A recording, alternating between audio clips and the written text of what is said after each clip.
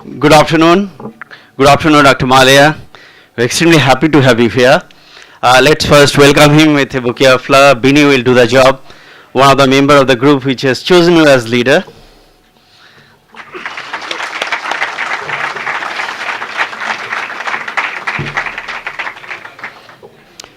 We are indeed fortunate to have a leader like Dr. Mallya amongst us today. Since last 5 years, I have been receiving requests from students and faculty and other colleagues to have leaders from various fields, from various walks of life. Some of them wanted some social and political leader to be here. Some of them wanted me to invite entrepreneurial leader. Many of them wanted, of course, business leaders. And there are others who pleaded to have glamorous and also spiritual leaders. And probably today we are fortunate to have one in all.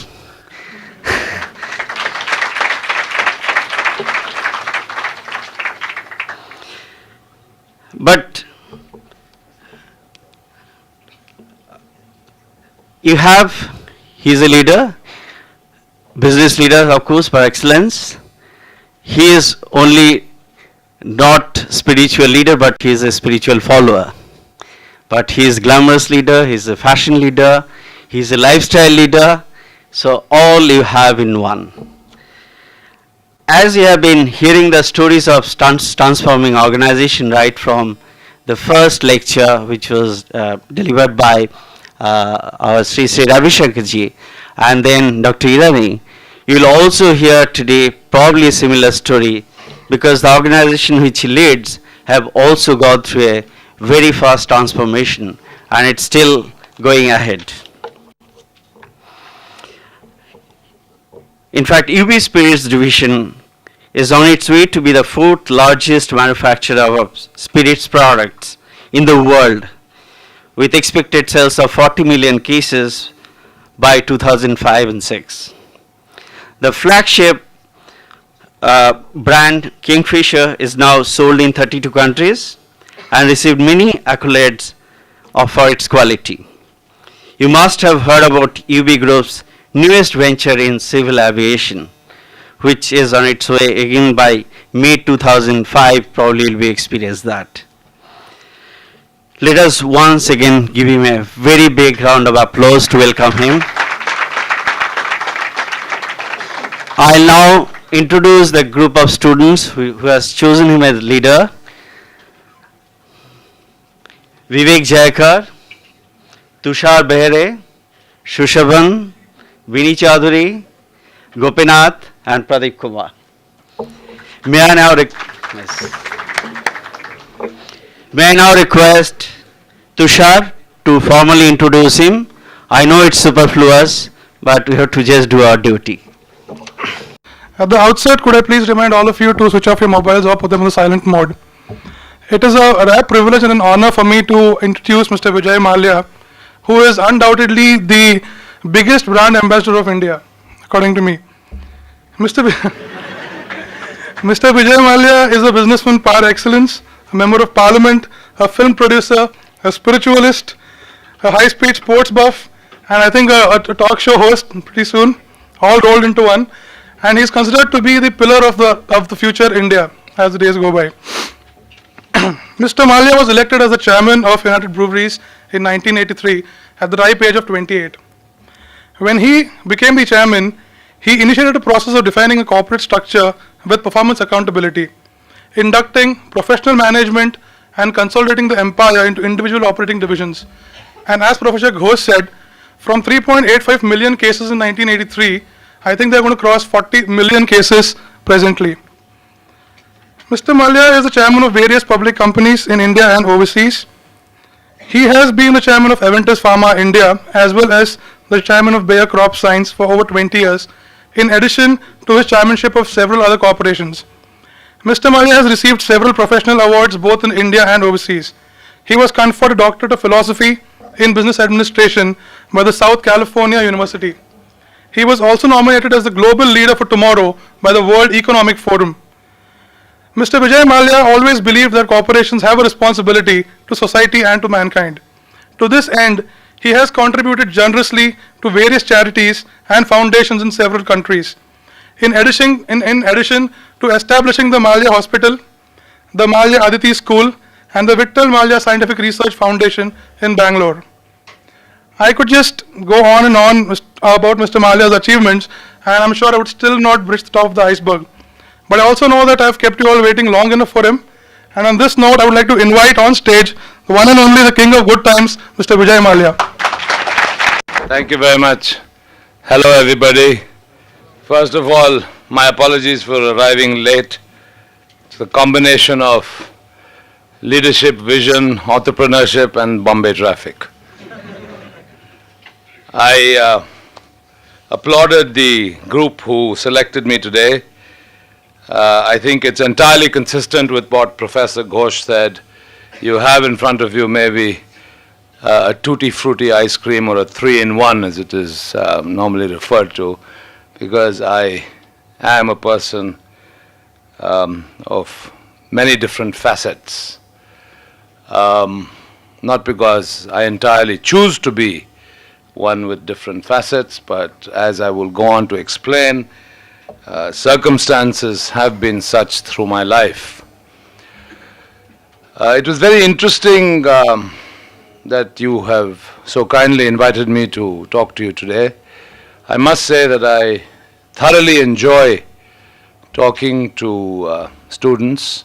I have been fortunate to go to other faculties as well. Essentially because I think that there is nothing better than the beauty of learning.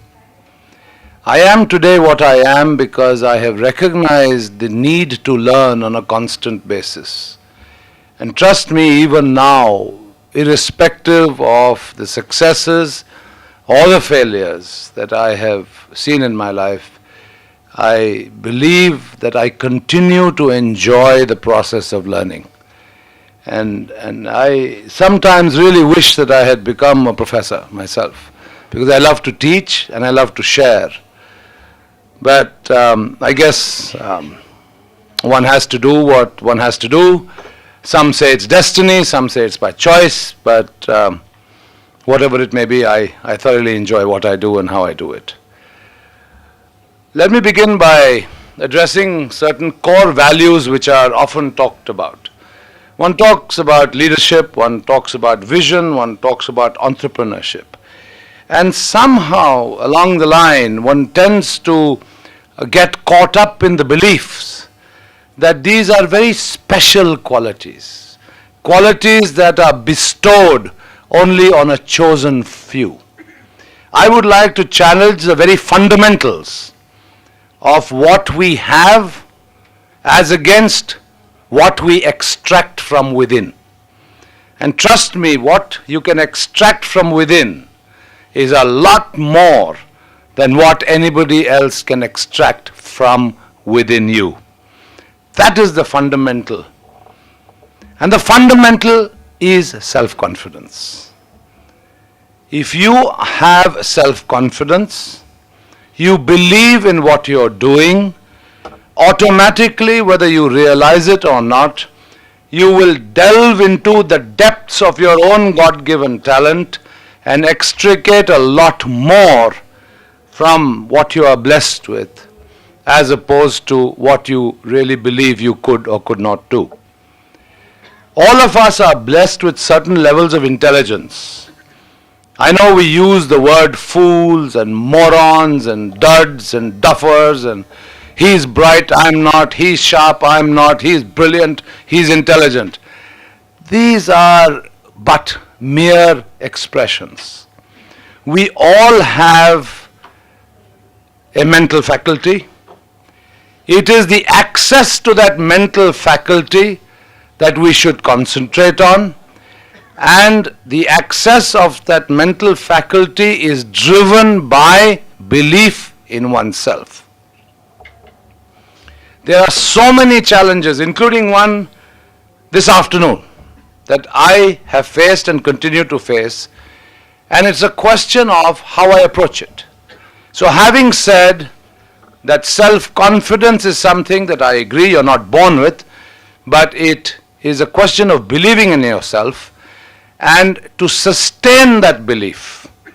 The trouble with some people, or most people, is that if you make a mistake or you suffer a setback, you don't want to tread on that territory anymore. You sort of look for alternative passage. The idea of developing self-confidence and self-belief is to go down a path and to stick with it. Perseverance pays the biggest, the richest dividends. I had no choice.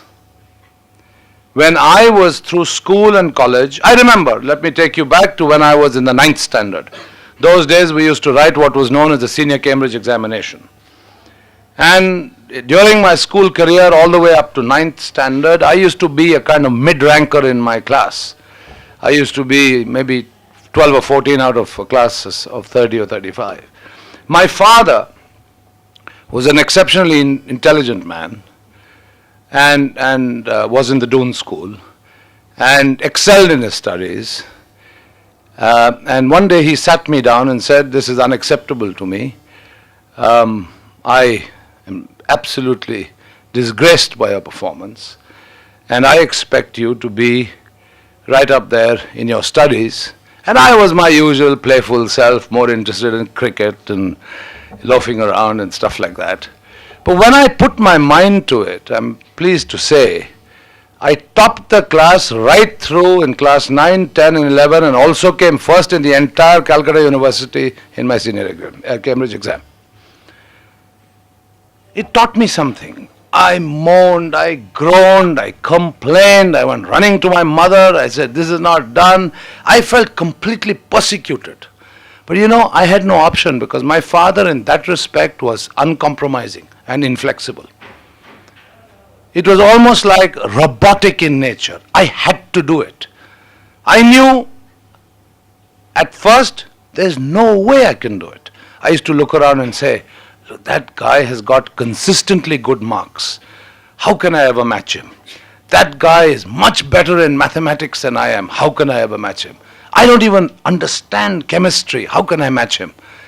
Every single negative thought came into my mind until I realized from nothing else but the report card that I could do it. But perseverance paid. When my father suddenly died when I was 28 years old, and I was in New York, I had just arrived there, and on the Air India flight back, it quickly dawned on me, the buck stops with me. And trust me, there were many regents. I don't know if you understand exactly what I mean by regents, but there were several other very senior officers in the UB group who were trying to propagate a theory that I was too young, too immature, and too inexperienced to become the chairman of UB, a public company. And they felt that they should take charge while I kind of grew up into a position of seniority to take charge. And I still vividly remember October of 1983 when I was sitting in the audience like you are today with the senior officials of the UB group who in front of the shareholders who were present at about 3,000 in number, and they condoled my father's sad demise. And then came the question of who would be elected chairman of United Breweries. I was pleasantly surprised when shareholders themselves got up from the floor and unanimously proposed my name. It was something that I least expected, but it happened.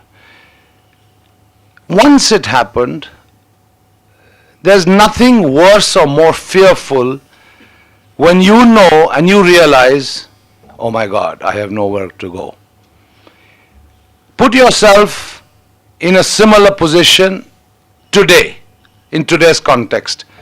You have the comfort that if there is something that you don't quite understand and there is something that you don't quite know how to tackle, you have a professor to go to, you have your buddy to go to, you have your brother to go to, your sister to go to, your parent to go to, you have somebody to go to.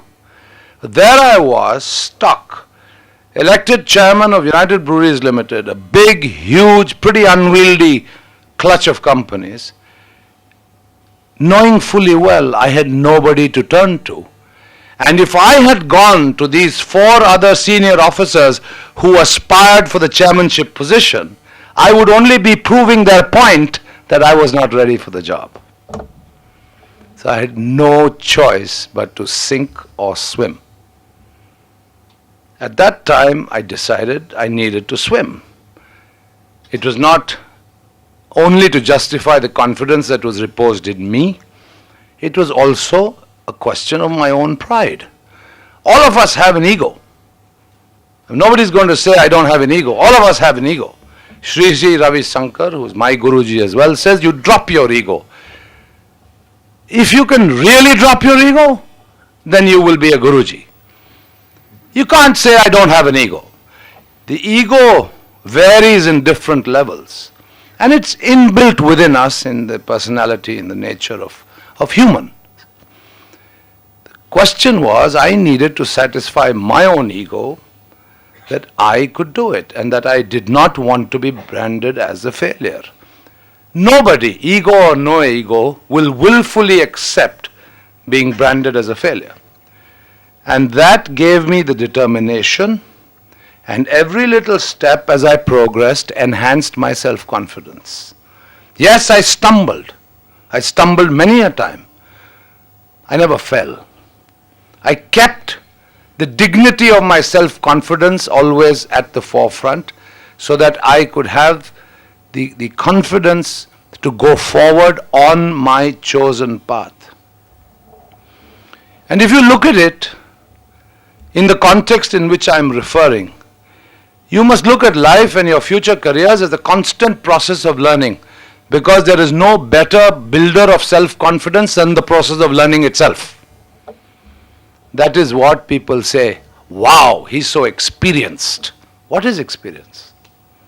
If you really were to try and understand what experience means he knows a lot more than I know. And how did he get to know it? Because he learned a lot more. I mean, not necessarily in a classroom context, through life, that's what experience is. That is the richness of learning. Now let's talk about leadership and vision and entrepreneurship. What is an entrepreneur? An entrepreneur is no sort of handcrafted body by the Almighty. An entrepreneur is just somebody who can think out of the box. In other words, we are all blessed with a degree of creativity. All of us, in differing and varying measures, have dreams. Forget about what the dreams are about. Dreams can even be, shall I wear a pink shirt today? Shall I wear blue jeans today? How will I look? I'm going to a party, or I'm going to class. Anything. I mean, life is about dreams. You dream about everything because you're fantasizing about where you want to be. And I'll come to the aspirational levels a little later, but in short, you dream. That process of dreaming stimulates creativity from within. Many people don't use it. Many choose to ignore it. Some lack the self-confidence to use it. But if you allow your creativity to flow, yes, sometimes you may reach a level of coming up with some bizarre stuff. It's natural. But through a process of constant learning, you will tailor down, you will resize that creativity that's inbuilt in us to a position or a level of practicality that in fact is entrepreneurship. That is the science of entrepreneurship as I define it. All of us have it in us. The difference is how many of us are able to use that creativity and how many of us are able to add a sense of practicality to that creativity. And that sense of practicality, once again, is a process of learning, which is by experience, which is by having the necessary self-confidence. Now let's take leadership. You can't say he's a born leader. I would like to challenge anybody who uses the phrase born leader. I mean, everybody is born, every baby weighs 5 to 10 pounds. Everyone kind of has 2 arms and 2 legs. So what's this business of a born leader? It is a metamoric phrase, born leader. We also have leadership qualities. A leader to me is none other than a first among equals. And what is a first among equals? The person who has the self-confidence enough, the mental rationality enough to go one step beyond his peers. He is a leader. Those who cannot go that one step further are usually defined as followers. Not to say that a strategy of following is wrong. If you are able to follow somebody's direction, if you are able to follow the right kind of leader, you can also be successful in your lives. But there is no reason why you can't be leaders too. It is a question of going that extra mile. Once again, leadership and the ability to go that extra mile has to do with your fundamental self-confidence. And your fundamental self-confidence has to do with your fundamental self-belief. Now you take vision. What's vision? Vision is a dream. I want to get there. I have this vision of making UB the world's largest spirits company. Today we are acknowledged and certified by Impact as the world's 4th largest company. I have a vision. 2 hours ago in South Bombay, I was pursuing a particular plan that would make us the 2nd largest in the world. An opportunity. Now, why should I have such a vision? I can be content. As Professor Ghosh said, I could have been content with 3.8 million cases in 1983 and ambled along very, very comfortably with organic growth and felt happy. In other words, one would then question my entrepreneurship, one would question my leadership, one would question my self-confidence and my self-belief if I merely just rolled along and I ambled along or just rode with the waves. It's because I said, no, I want to grow exponentially in an accelerated manner. I want to reach a target that outperforms everybody else. I guess that's why you invited me to speak with you today. There is no rocket science in what I do. Let's be clear. There's no rocket science in what I do. It's just that I have a vision. I'm willing to go that extra mile to realize that vision, and I'm willing to think outside the box. I'm not willing to restrict my thought process to a stereotype, traditional level. So it's a very simple definition that I have for entrepreneurship, leadership, and vision. And I would like to repeat once again that we all have it within us. It is our duty to reach deep down within ourselves to bring out the best in us. That is something that I say to everyone, and I will continue to say because I believe in it. And I would be in no position to sit and talk to you with any degree of conviction if I did not believe in what I say. In English they say, practice what you preach. I believe in that too. Because in the process of self-belief, in the process of self-confidence, in the process of leadership, in the process of being a visionary or an entrepreneur, you have to establish credibility. Leadership, vision, and entrepreneurship have no meaning without one very important binder, which is called credibility. And credibility is by practicing what you preach. You tell somebody to do something, you better do it yourself and set an example. You don't sit there and pontificate, tell somebody else what to do and do exactly the opposite yourself. Then you lose big time credibility and nobody then trusts you anymore. You cannot be a leader. If I were to say to somebody within the UB group, and I'm fortunate to have a fine management team, I show them the way by actually doing it. There are many people who like to sit in what I call the ivory tower, the corporate office, and lecture to people in Jharkhand, in Nagaland, in Tripura, Pondicherry, Mahe, and say, this is what you should be doing. I actually go to Mahe, I go to Pondicherry, I go to Nagaland, I go to Tripura, I walk the street with my salesman. The salesman then realizes I know what he's talking about.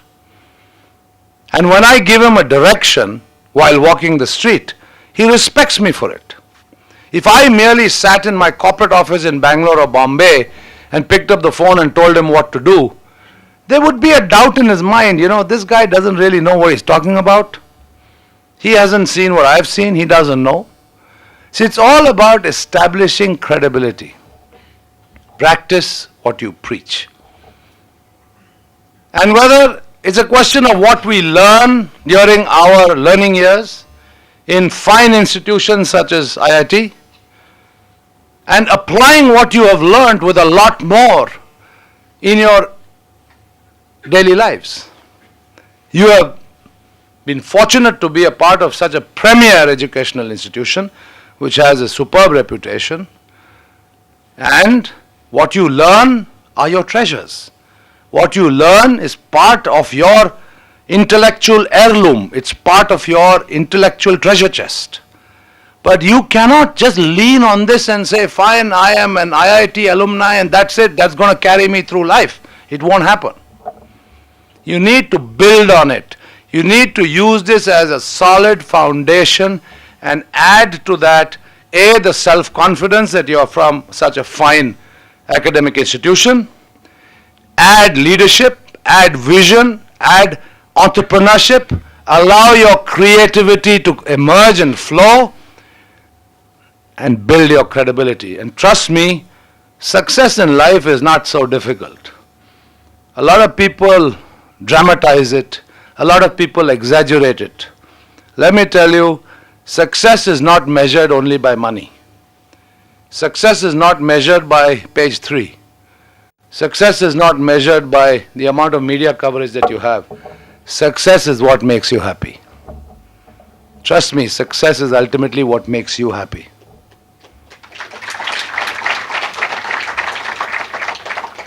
You have a responsibility to your families.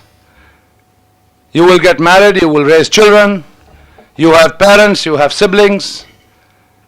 You are a unit, a family unit. When that family unit is happy, you are happy.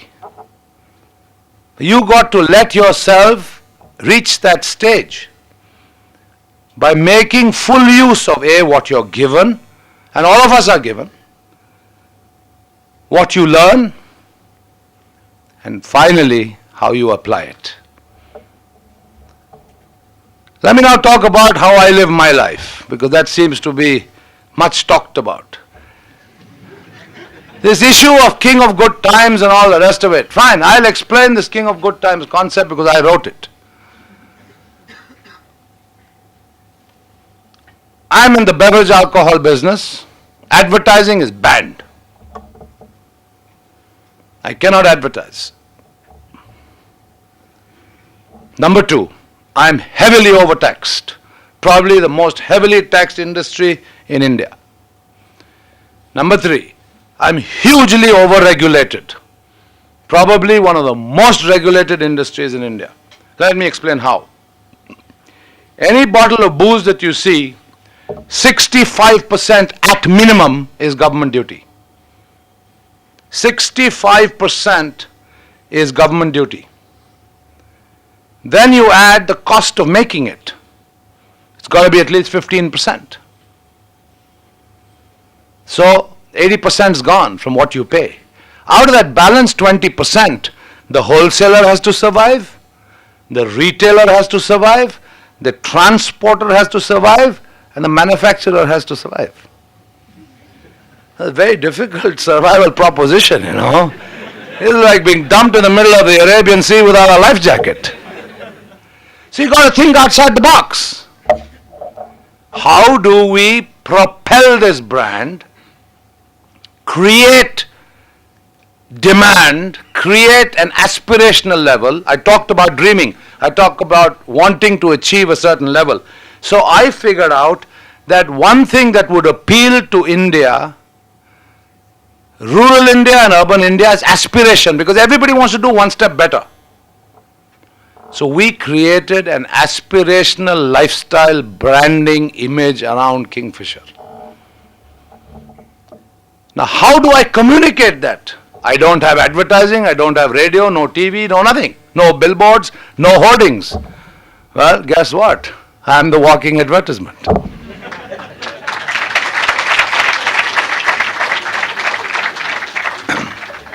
It's simple. It's just thinking outside the box. I don't have as much money as the Ambanis. I don't. I don't have as much money as many of the top 4 or 5. But I still live my life with one driver in my mind. I need to be the king of good times. And I can afford to be the king of good times. But why can't you? You have a good time doing what you're doing. You are conveying a very studied, controlled, well-researched impression. People in the media asked me 2 days ago, he says, "Oh, you're the Indian version of Richard Branson." I said, "I'm sorry, I don't agree." He said, "Oh, what do you mean you don't agree? This is crazy." I said, "Yeah, ask him, he should be the British version of Vijay Mallya."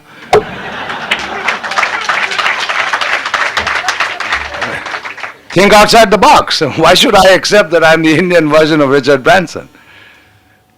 I mean, yes, UB has come a long way. I have done many things differently. I've made aggressive acquisitions. I've launched new products. I'm now coming out with what we codename Project Tiger, which is the first time ever, I think probably certainly in whole of Asia, that a huge new innovation in the spirits industry is being launched by us. I'm very hopeful that it's going to go places, but it is a race. It's a challenge. You know, you just have to keep getting better and better and better and better. I mean, take the Kingfisher calendar, for instance.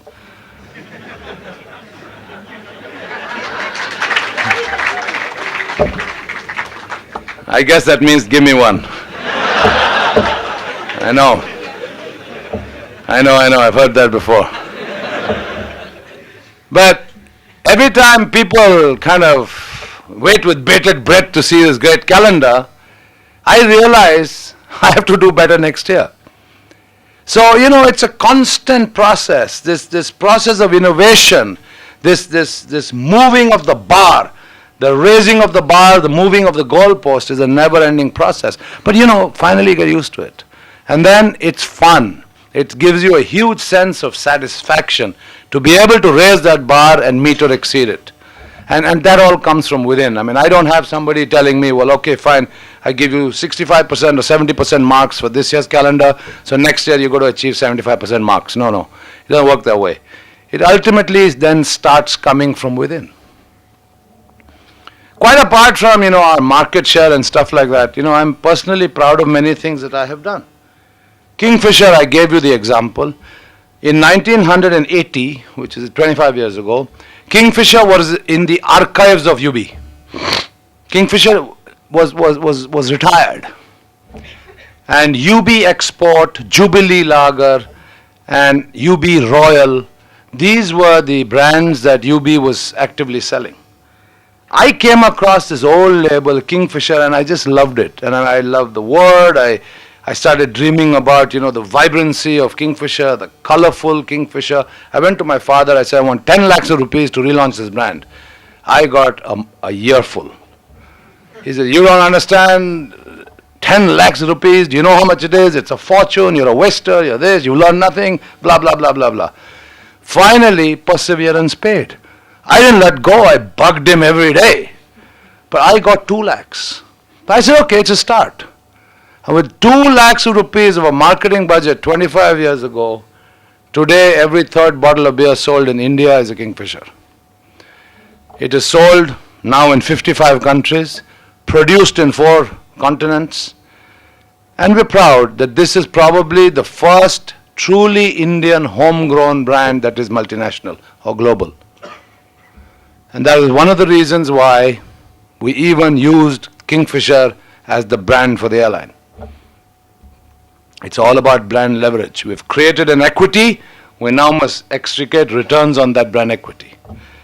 Another thing that we're pretty proud of is the fact Bagpiper. Bagpiper is the largest selling non-Scotch whiskey in the world. The largest selling Indian whiskey in India, the largest selling spirits product in India. I launched that too. And I launched it when I was given my first charge in 1980 of Herbertsons Limited when I came back from the US. And it was absolutely cold.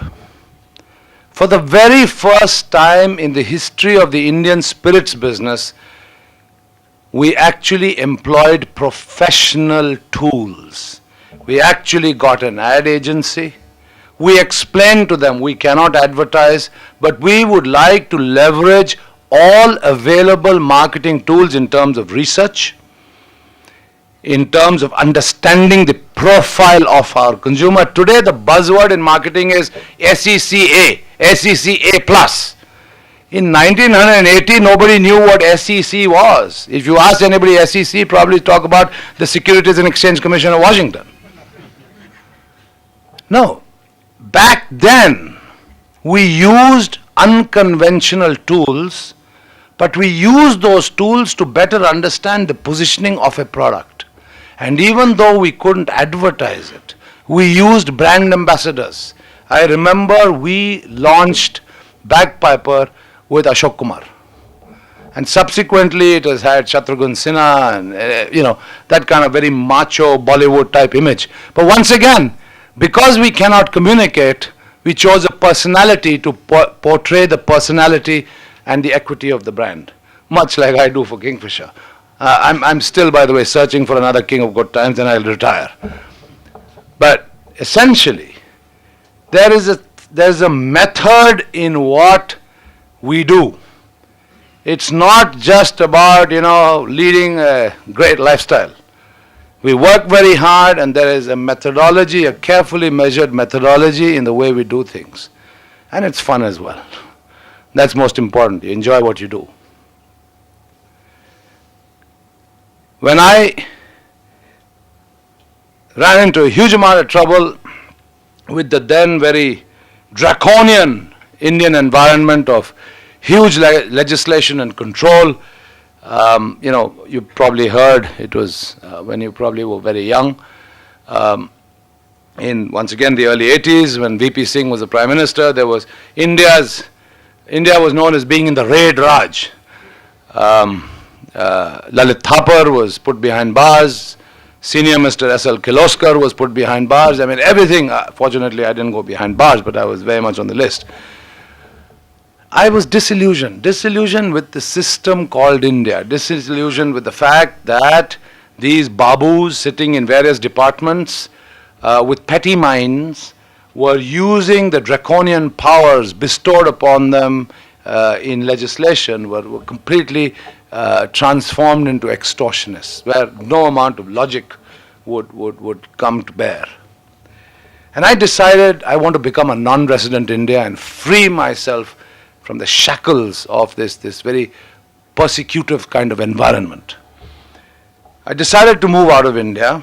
Of course, I'm allowed half my time here and stuff like that, so it isn't as if I abandoned UB. But then I got bored very quickly. And I came to know that the International Berger Group, that's a paint group, many of you may have heard of Berger, Well, guess what? There was a time in 1988 that I owned Berger worldwide.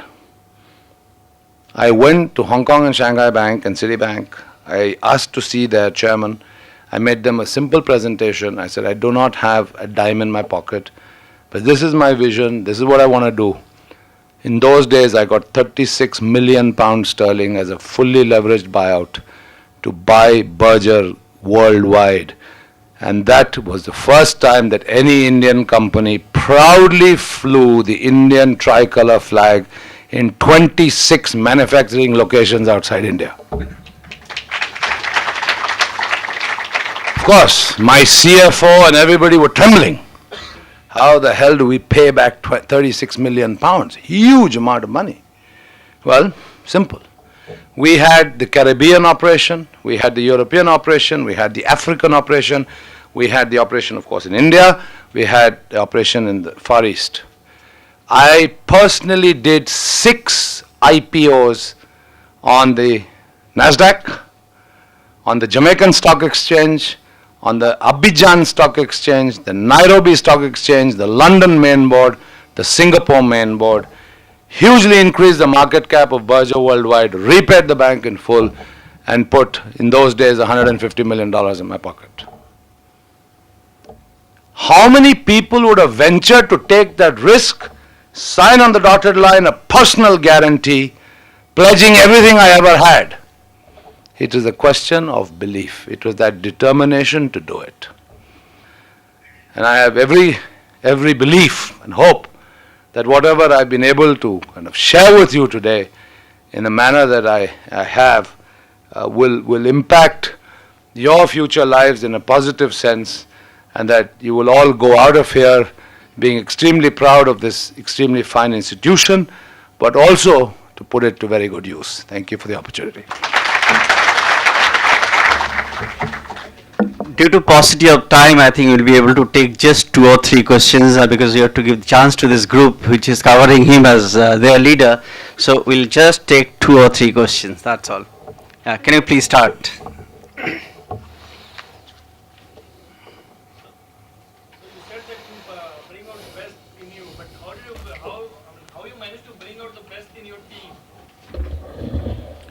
If you can have money, you can have technology, you can have a good product.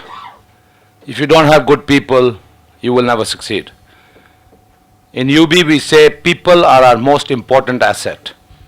So your question is specifically, how do you motivate them? How do you bring out the best in them? Very simple.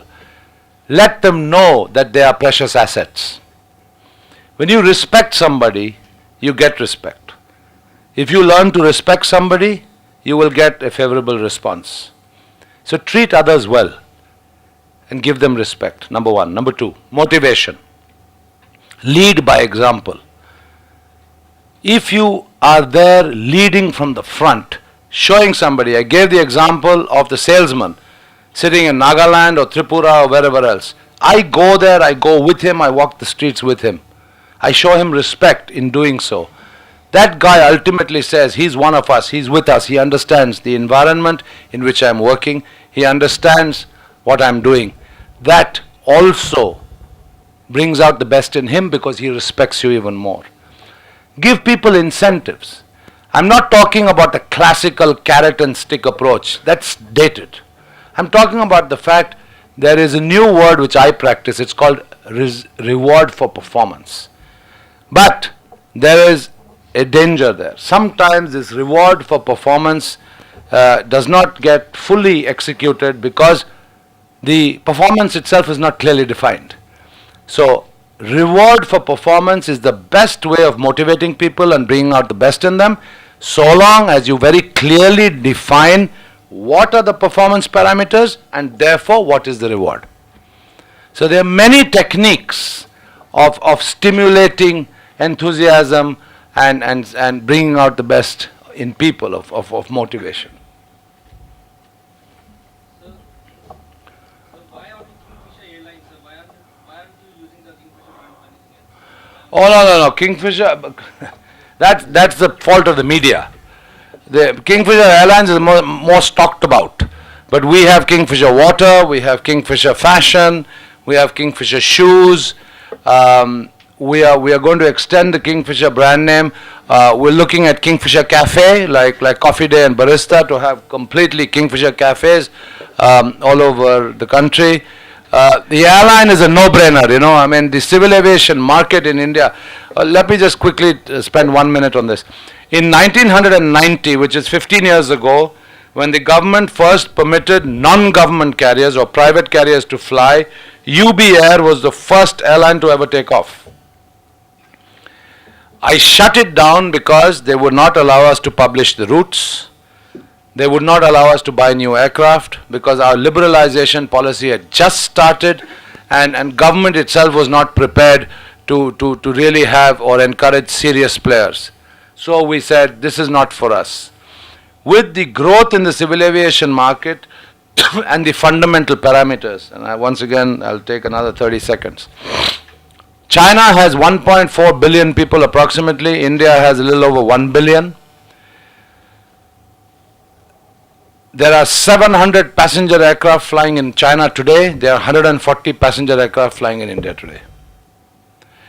Okay. India has a population of 1 billion. Malaysia has a population of 35 million. There are 17 million air passengers per year in India. There are 17 million air passengers per year in Malaysia. In other words, half the Malaysian population goes by air. So you take the ratio of 17 million air travelers in India to the 1 billion population and you see the upside. Another good indicator is 14 million Indians travel by train every single day. Now we know that 500 million people in India are under the age of 25. We're basically a young nation. These youngsters, like you, when you get out of your university, you go and get jobs at 20 times the salaries than what I would have got when I graduated. So you have aspirational levels. You get paid a lot more. When you get paid a lot more, you're going to spend a lot more. And you guys are not willing to live like the Indians lived 20 years ago either. You have a different lifestyle. You have a much more Western orientation in your own upbringing. I see this here right in front of me.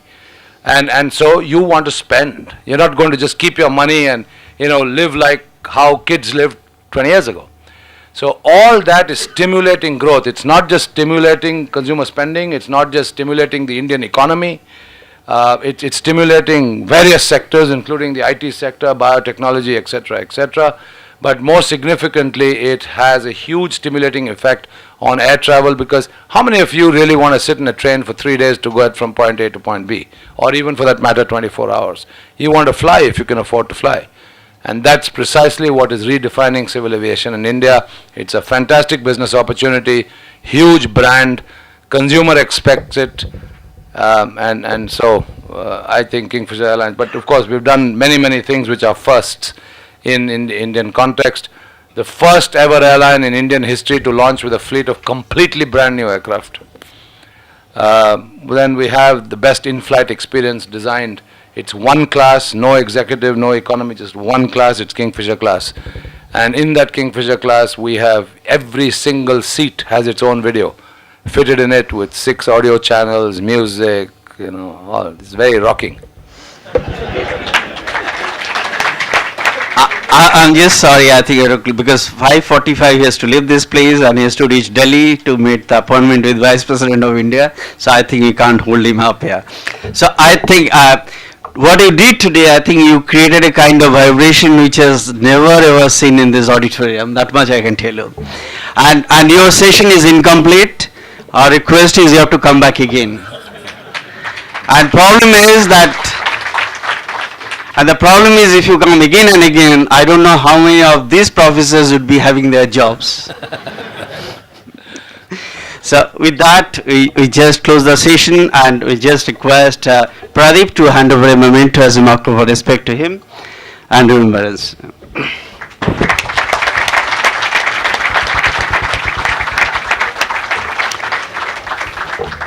So we meet here tomorrow at same time at 4 o'clock, not at 5 o'clock. Thanks.